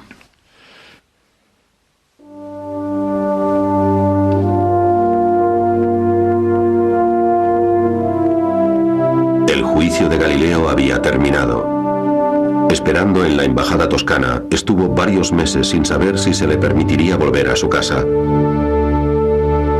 Diálogo sobre los dos máximos sistemas del mundo fue añadido al índice de libros prohibidos. Continuó prohibido durante los siguientes 200 años. Galileo había creído que el Papa Urbano VIII le protegería de la censura, pero el Papa no lo hizo. Ser papa es diferente de ser cardenal. El papa tenía muchas batallas que librar. La más importante, la Reforma Protestante. Y era la cabeza visible de la oposición a la Reforma Católica. Y Urbano estaba acusado de no hacer lo correcto por la causa católica. El Papa continuaba interesado en lo que hacía Galileo. Pero el Papa durante aquellos años tenía otras preocupaciones además de la ciencia. Urbano VIII se enfrenta a la Guerra de los 30 años. Todo el reino está bajo la sombra de una terrible y violenta guerra civil que amenazaba con destruir el mundo cristiano. Por eso, cuando Galileo fue juzgado, el Papa no podía arriesgarse a defender a su amigo, cuando él mismo estaba siendo escrutado, y Galileo quedó indefenso. Se sentía mal por volverle la espalda a Galileo, y yo creo que Galileo no sabía lo que se le avecinaba. Toscana, en ese punto, no tenía nada más que su cultura. Galileo era la vanguardia del pensamiento científico. Galileo siguió ignorado por el Papa. Era una forma de abofetear a su amigo toscano, porque se sentía maltratado por él al final del diálogo. Es una maravillosa vendetta florentina. 6 meses después del juicio llegan noticias a Florencia que dicen que Galileo podrá regresar por fin a su casa. Han sido necesarias las súplicas del embajador toscano, la intervención de la familia Medici y la silenciosa influencia de su hija.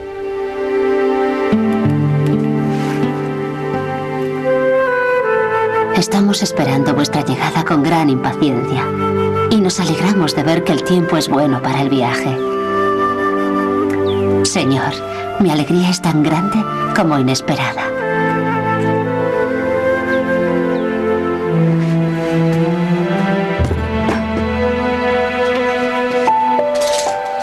Galileo regresó a su casa, pero confinado en su propio hogar, inhabilitado para enseñar, viajar o incluso visitar a su hija sin permiso. Firmaba sus cartas desde mi prisión de Arcetri.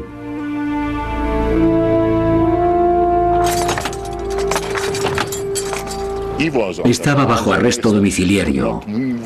No podía moverse sin autorización y no podía hacer nada, porque lo que deseaba hacer no estaba dictado por la Iglesia.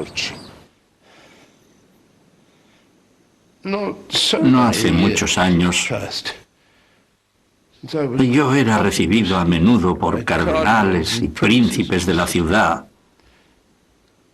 que querían ver por un momento algunas de las cosas que yo había observado. Algunas veces se recitaban frases en latín en mi honor. El duque matemático, el descubridor de nuevos planetas,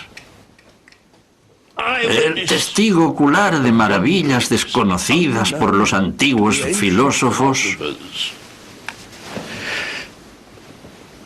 Pero ahora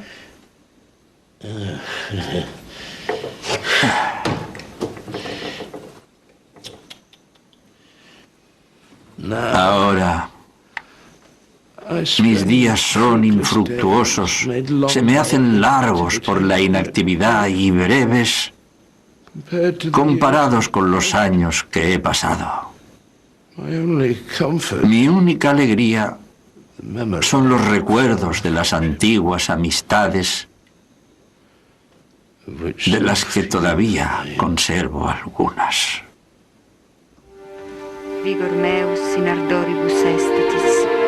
Se ordenó a Galileo que rezara oraciones de penitencia cada semana. A pesar de su enfermedad, María Celeste se responsabilizó y le libró de su obligación. He obtenido permiso para cumplir vuestra sentencia, Señor. Me he responsabilizado de vuestra obligación de rezar cada semana los 7 salmos y ya he empezado a cumplir ese requerimiento.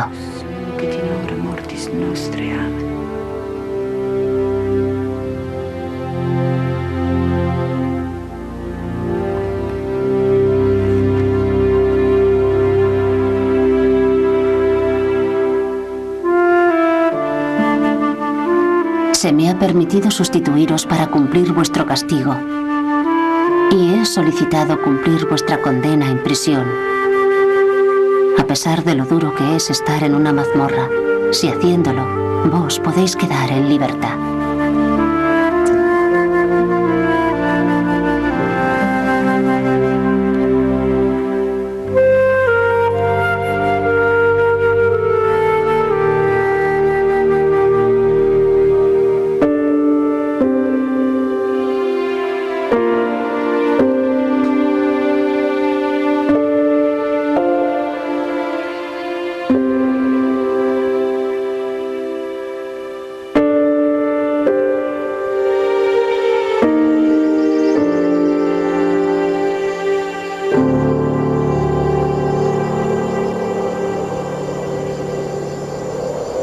A pesar del consuelo de sus cartas, las condiciones físicas de María Celeste se deterioraron durante la larga ausencia de su padre.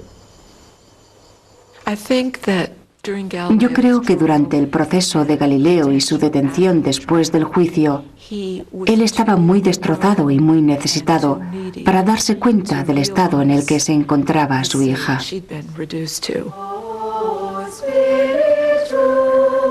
estoy muy bien, pero estoy tan acostumbrada a mi pobre salud que casi no pienso en ello. Y al Señor le place probarme con algún dolor u otro. Le doy gracias y le ruego que os guarde, Señor, que os conserve lo mejor posible.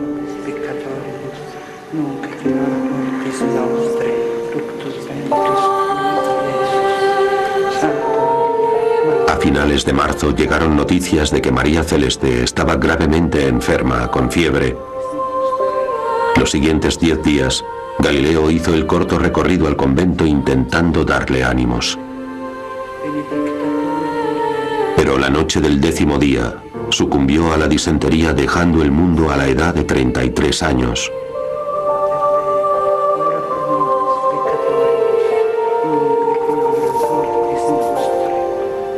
Cuando María Celeste murió, fue como si una luz se apagase en la vida de Galileo.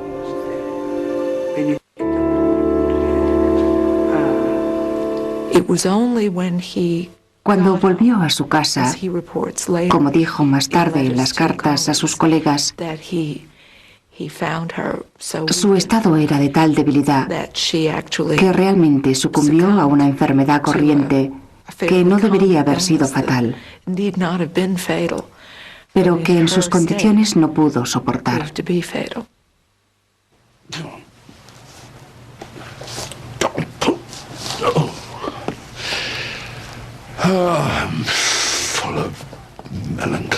Siento una gran melancolía y tristeza. Me odio a mí mismo y oigo continuamente a mi amada hija que me llama. María Celeste enfermó durante mi ausencia y no se cuidó en absoluto. Idos, dejadme.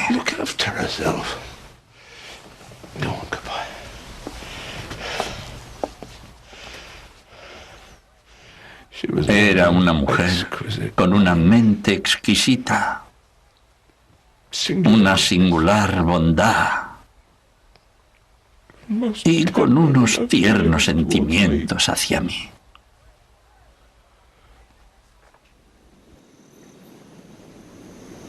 Han sobrevivido docenas de cartas personales de Galileo, pero no se ha encontrado ninguna de las cartas que él escribió a su hija. Hoy solo contamos con lo que ella escribía. Es una pena. Es realmente una pena que no tengamos sus cartas a ella. Se hace evidente por sus escritos que quería a aquel hombre y que se preocupaba por él y que sabía lo que era amar a otra persona. Y nosotros solo podemos esperar que ese amor inspirase el afecto de su padre, pero no lo sabremos nunca. Seguramente él respondía a sus cartas. No hay duda de ello, porque en las suyas ella le decía: me habéis preguntado esto, me decíais aquello. Casi se puede reconstruir lo que él decía, pero no puede saber cómo lo decía. Lo que queda patente es que ella guardaba todas sus cartas, porque decía repetidamente: las guardo todas y las releo cada vez que puedo, porque me traen una gran alegría. Entonces, ¿dónde están? La explicación más lógica es que cuando murió, la madre abadesa las quemara, las enterrara, hiciera algo, porque el proceso de Galileo estaba muy reciente en el recuerdo.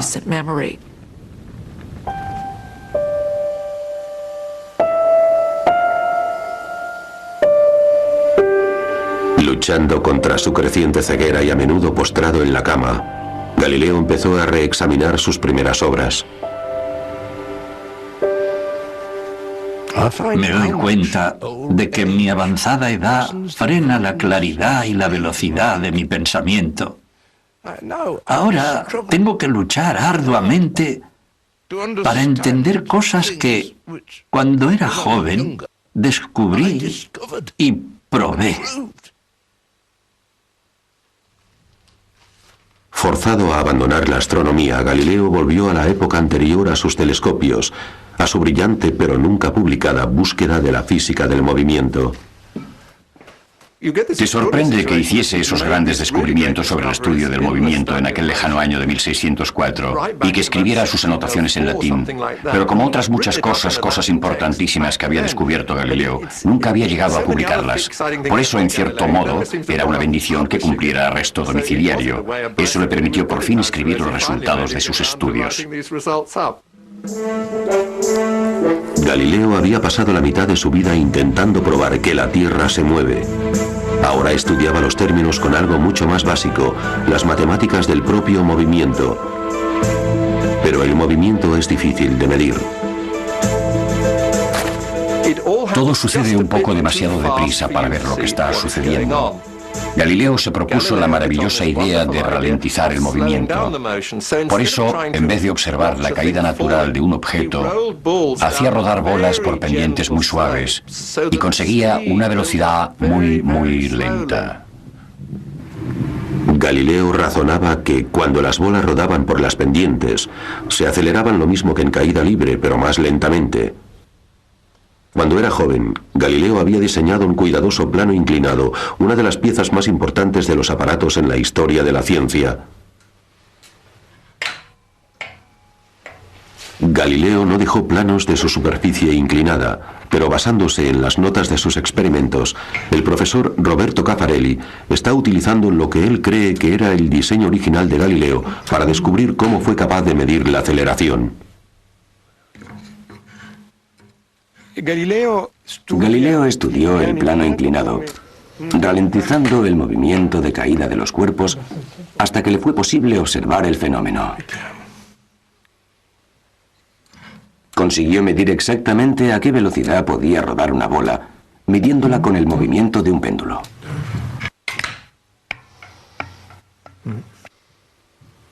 Galileo estaba seguro de que la aceleración progresiva debía estar regida por reglas matemáticas.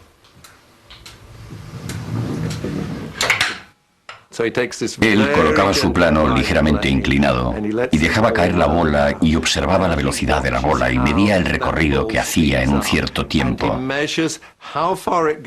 Y entonces hizo su mayor descubrimiento, que en la primera unidad de tiempo recorre una unidad de distancia, que en la segunda unidad de tiempo recorre 3 unidades de distancia, y en la siguiente 5 y en la siguiente 7. Descubre esta preciosa progresión numérica, 1, 3, 5, 7. Y él le llama representación numérica. Queda muy sorprendido y se da cuenta de que ha hecho un importante descubrimiento.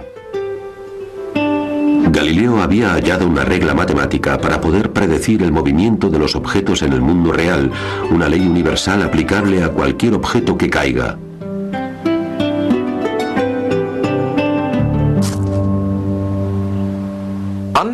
Bajo esa maravillosa y empírica ley que había hallado, encontró otra importante ley utilizando la lógica matemática y la deducción. Y esa fue realmente la clave para el posterior éxito, primero de Newton, luego de Einstein, y todas las otras maravillas de la ciencia moderna. Cuando era joven, Galileo había revolucionado la astronomía, pero a la edad de 74 años, su último gran libro revolucionó la física del movimiento. Desde el punto de vista de un físico, su contribución más importante es 2 nuevas ciencias. Sin duda, ese libro fue el que le dio los auténticos fundamentos a Isaac Newton. Durante toda una generación, apoyándose en la obra de Galileo, Newton elaboró y desarrolló una serie de leyes tan completas que pueden describir desde el movimiento de los planetas y sus órbitas hasta cómo caen las manzanas de los árboles. Es muy difícil determinar qué parte de la obra de Galileo es la más importante. Porque, por un lado, estableció algunas de las leyes básicas de la física.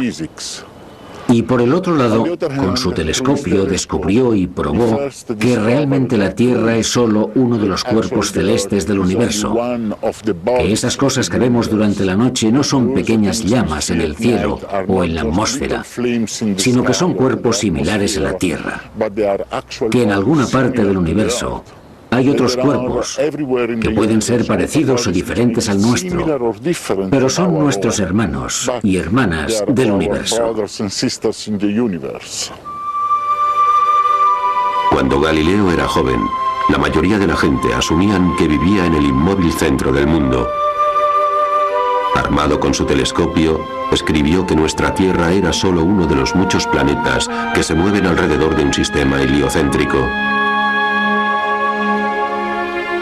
La Inquisición decidió prohibir los diálogos de Galileo, pero no consiguieron prohibir las ideas de Galileo. Siempre he pensado que sus diálogos sobre los dos máximos sistemas del mundo era un libro que consiguió ser respetado intelectualmente, que hizo creer firmemente en un mundo en movimiento, un sol como centro del universo. Fue el libro que ganó la batalla.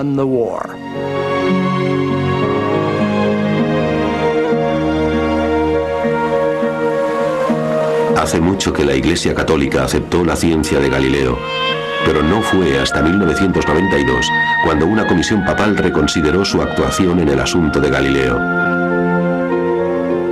Juan Pablo II dijo que se habían cometido errores en la causa contra Galileo y utilizó el lenguaje de Galileo para hablar sobre la relación entre la fe y la razón, entre la religión y la ciencia.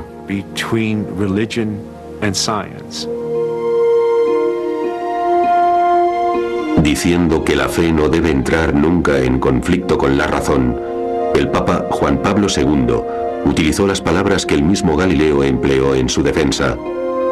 El Papa, como Galileo, creía que las escrituras no pueden equivocarse jamás, pero los teólogos pueden errar en su interpretación. El Papa expresó que la Iglesia lamentaba que el asunto de Galileo hubiese contribuido a un trágico y mutuo malentendimiento entre la religión y la ciencia. A finales del siglo XX, Galileo está casi rehabilitado.